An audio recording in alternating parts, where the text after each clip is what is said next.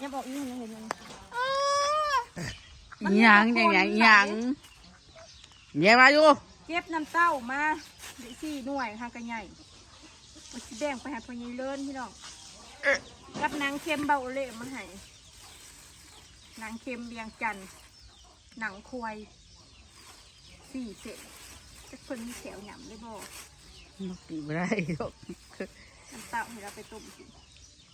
นางกระชีไงงามแล้วนั้นก็อยากโบกบ่นั่นก็เริ่มเป็นพี่เนาะไว้ตื่นมากา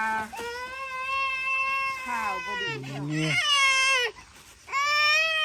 เราไม่ไปเอาของลูกให้อันนี้แม่บอกท่านในล่างนั่งนี่เด้อแง่เฮ้ยนั่งครับบุญนั่งนี่เอาเฮ้ยให้ไม่ใหญ่บุญบุญเด้อนั่งหันเด้ออย่างอะไรเฮ้ยขบหัวเลยเอานี่ของลูกนี่เอาแม่เสร็จออกคนน้ำบ่มีแล้วลูกอยากลูกหอมเนี่ยเป็นหนึ่งประจำตื่นมากระหับข้าวดีพี่น้องหมูคอยตายแล้วมันตายเลยลูกหมูตัวได้แม่ไม่11 ตัวแล้วเขาบริเผามันเนาะ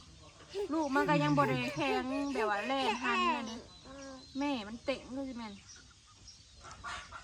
เพราะว่าแม่มันเมื่อยนะพี่น้องลูกพัดอยากกินนมอยู่ตลอดเวลาเลยอยู่น้ำแม่นะบ่คือเขาแย่เขาเผาเขาบริเผา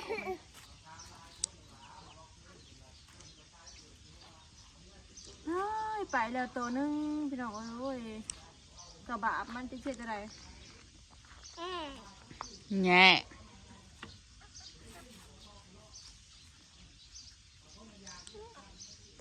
ช่วงมันพัดแห้งบ่ค่อยว่าไม่ได้ไปหาซื้อเล็กซื้อยังเสียเงินไปแล้วอลิศเมื่อวานนี่ก็มูก็ได้หมดแต่ใจตี2เลยเนาะพากันอยู่ขอบมูจน7 โมงเช้ายังนอนพากันมานอนคันนี้อาจจะเอาเที่ยวจอบดูนะกับสีไข่อยู่เช้าเกลือช่วยนี่ต้องใส่แม่ติ่งคอนสั่งมาลูกเอ้ยป้าไปหาพอดีเลยนู่นนี่ไม่ทำบุญเด้อแม่เอานี่ไปให้พ่อทาเลื่อนเนาะเร็วไปแล้ว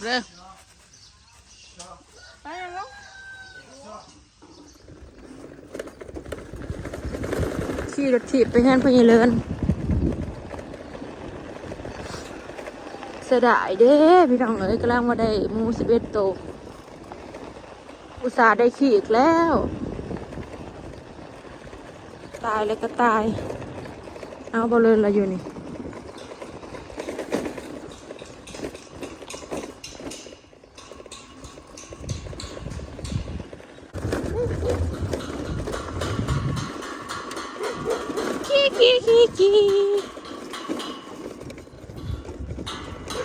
เริ่มเป็นหูเป็นห่างแล้วค่ะมาส่องเบิ่งเอานี่มาให้จึกจักเอาหนังเค็มกับหมักน้ำเต้าเก็บมา4 หมากหนักกันใหญ่ขึ้นแล้วหนักบ้านดกมันก็เริ่มเป็นมันงามโพดบ่รู้ว่ามันหักกับเป็นบ้านดกบ้านได้แก่ได้นะมันหักหน่วยใหญ่มันงามตูบหน่อยพี่น้องเนาะเริ่มเป็นหูเป็นห่างเลยซ้ำนี่เขากวดทั้งพื้นก็กวดได้คันเตี้ยแล้วเขากวดทั้งพื้นก็ไม่ได้หลายคนให้เอาสีเทาก็งามไปเนาะถาเบิ่งพี่น้องบัดแล้วเนาะบริเวณจะแจงเอาสร้างเล็กยังเขา18 บอกซ่องได้มั้ยนี่เอาเล็กยังแน่บุพอนะว่าสิไปสร้างเครื่องคลองเห็ดเฮือนเลยพี่น้องเนาะฝ่าเห็ดฝ่าแล้วหยัดผลทำกำลังเสื่อมเห็ดจองพูเมียจุบนพี่น้องเห็ดแหล่จังชิย่อไปเอาเล็กยังแน่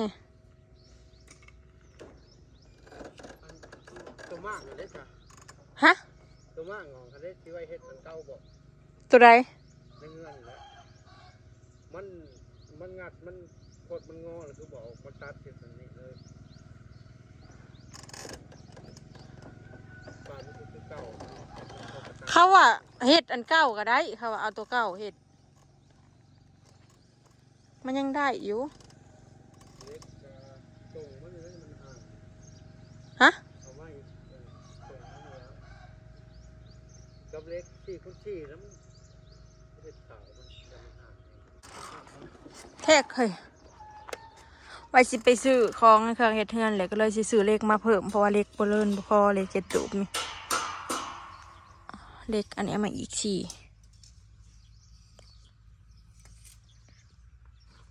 กับสังกะสีเนาะแป้นจักสิเบิดจักแผ่นนายสิเบิดหลายอยู่เพราะมันยังสิต่อต่อแล้วบ่ทางหน้านั่นเนี่ยยังบ่ เบิดแล้วต่อแล้ว บ่ได้เฮ็ดเป็นผักคือเขาบ่ ถ้าว่าเอาเพียงเลยเขาบอกให้เป็นพักปลูกเพียงเลย10 20 30 40 50เขาอีก1.30 เม็ด30 มึงเร็ว อีหยังละแป้นบ่ 10มันเป็น1.30 3.10 ชื่อแป้นชื่อเล็กชื่อสังกะสีจ้า 10ความยาวสังกะสี4แผ่นเอาแผ่นละเม็ดแล้ว4แล้วก็มีของซอยของร้านของซอยต่างๆมันเป็นแผ่นละเม็ด แผ่นละเม็ดสังกะสี โอ้ตัวใหญ่เลย มีรองน้อยรองใหญ่บ่ เดี๋ยวแต่จะเอาลงง่ายแต่ว่า มันมี เดี๋ยวไปเบิ่งตัวจริง 50 คน50เป็นรองสอน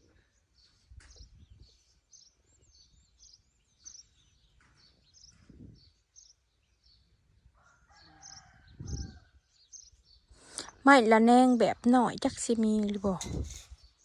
มีแต่เส้นสะแผ่นแป้นอันนี้สะแผ่นเล็กนี่ แล้วตัว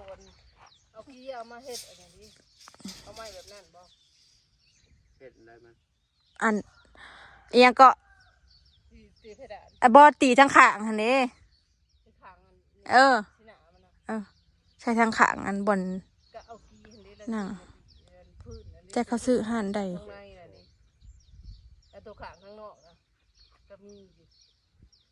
เดี๋ยวสิไปเลาะเบิ่ง อยู่หน้าอันเลยหัวกระดีขึ้นมาหน่อยหนึงขาง นอนสมบูรณ์นะบ่ เขาไปแต่เขา ส่วนลายแผ่นน้อยๆซำนี่น่ะบ่ค่อยมี เบิ่งมื้อนั้น ตัวไม้มอบพอแล้ว มันมีไม้ใหญ่มาเลยยังแทกสั่งของไปซื้อ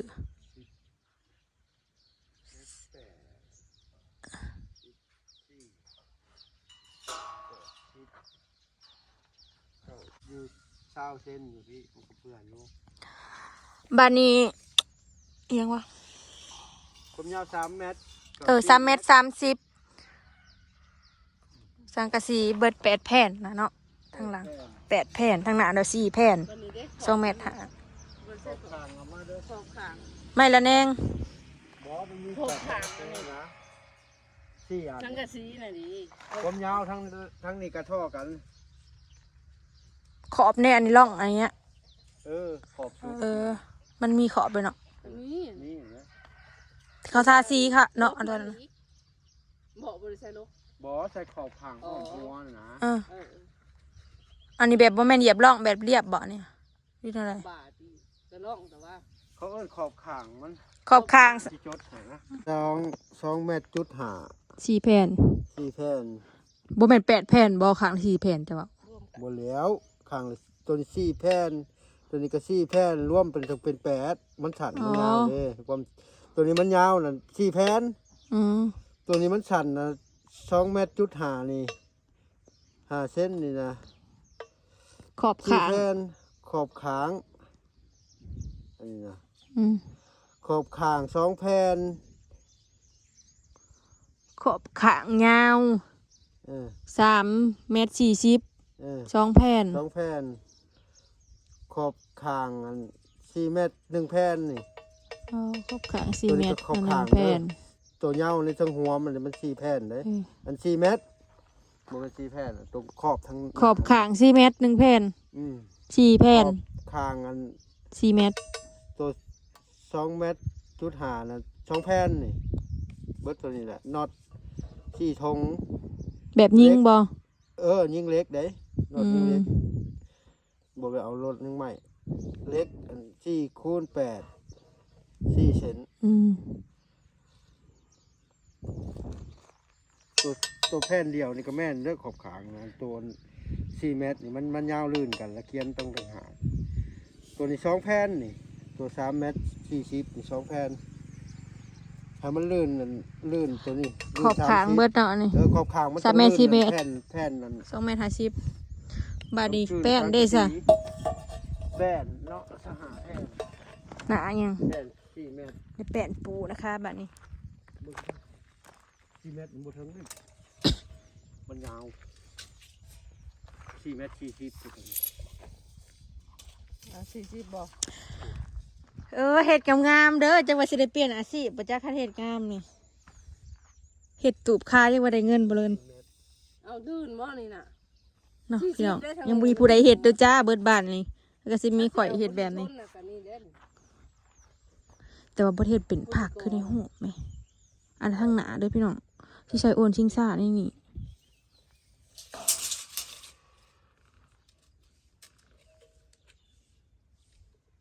20แผ่นบ่เนาะแผ่นนี่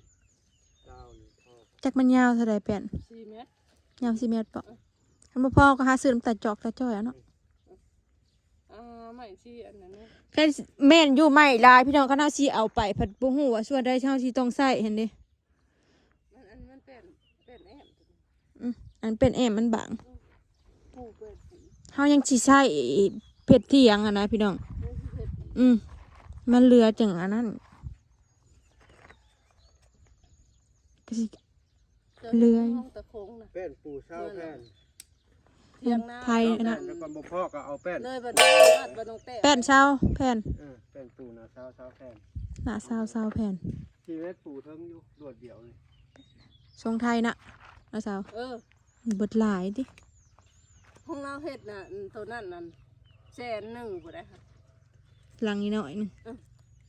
อันนี้ผัดอาศัยแบบว่าใส่ไม้เก่าแบบประหยัดฐานะพี่น้องกระเบื้องกับกระเบื้องอันเก่าอันเด้คันทรงไทยนั่นเบิดหลายเด้อเฮือนทรงน่ะมันเป็นลังกรุ๊ปลังอันน่ะ บ่ได้กูเลยนางนี่แหละมันกระเทิบลงไปแบบมันมีเกย อืม จะเห็นอยู่จ้ะ เห็นอยู่ เทียงตะโคงเลยอันวัดน้องแต้ไปหั่นนี่เทียงแล้วนะ อันนี้เก็บเครื่องเก่าเฮ็ดเบิดบ่ไม่ละเนงละนองเลยซะ มาใส่ เอ้ากำลังพากันไปปักซ่องจ้า นี่คลองที่สิซื้อเนาะรายการซื้อคลองเฮ็ดเฮือนเลยพี่น้องซื้อเล็กซื้อหลาพอสิต่อเสาขึ้นหูบอดินจีเบิดเท่าไรเบิดหลายเฮงพี่น้องเบิด3,500ก้อนป้าโถต่อเสาคือว่าละเสา12 ต้นบ่อยต่อเสาขึ้นอีกเด้เนาะมีปูนแดง8 สอบ ปูนเขียว20 สอบผู้ใดเบิดหลายเด้อยเบิดหลายเฮงพี่น้องต่อเสาขึ้นซื่อๆนะกะพวกเล็กพวกตะปูเนาะพวกไม้กบเมียงเนาะตะปูแล้วสิมาตอกอย่างอ้อยเราบ่ได้ใส่น็อตยิงบ่สังกะสี ใส่โนตี แล้วคือ เล็กตะปูแล้วใช่ มันชื่ออะไรนะ ตะปู1 โลตะปู2 โล เอามาต่อแอมต่อเสาหมดเลย น็อตยิงแปลงทาศอกทาสีเนาะหลายอย่างกับมีเล็กน้ำพี่น้อง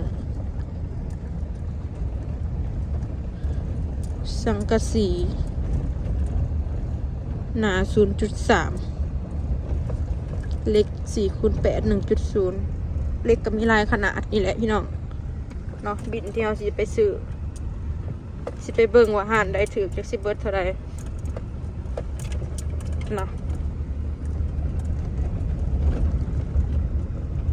ไปก็พอลิตรจ้า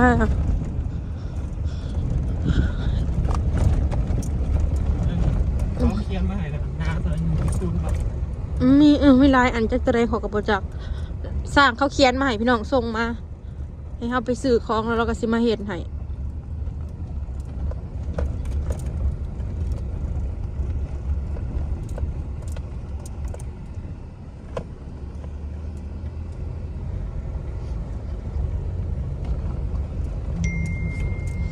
หรือเขาสิไปเบิ่ง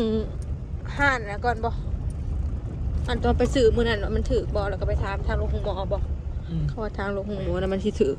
บ่เลิศว่าคือบ่ให้เราสั่งให้เราอยากได้เปอร์เซ็นต์มันละว่า คือเก่า เพราะว่าเขาอยากมาเองคนต้องได้อันนั้นเนาะ เนี่ย เขาอยากมาเบิ่งเองว่าหันได้ถือคันนี้ เขาบอกได้ว่าสิไปซื้อหนัง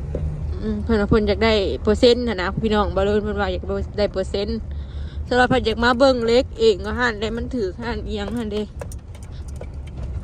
เลยว่าสิสั่งเองเดี๋ยวสิให้ติปเพิ่นอยู่ดอก ได้เสือ ได้เปอร์เซ็นต์10,000เขาให้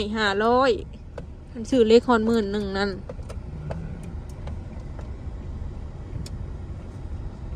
ว่านี่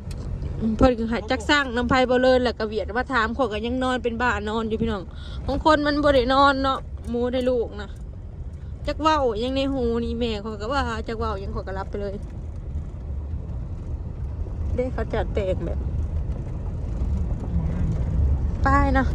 คลิปนี้ก็สิขอเก็บภาพบรรยากาศได้ซัมมิเด้อพี่น้องช่วงนี้บ่ค่อยว่างเด้นางงานหลายพี่น้องเนาะหมูเของกระต่ายโอ้ยไปแล้วสบายดีพี่น้อง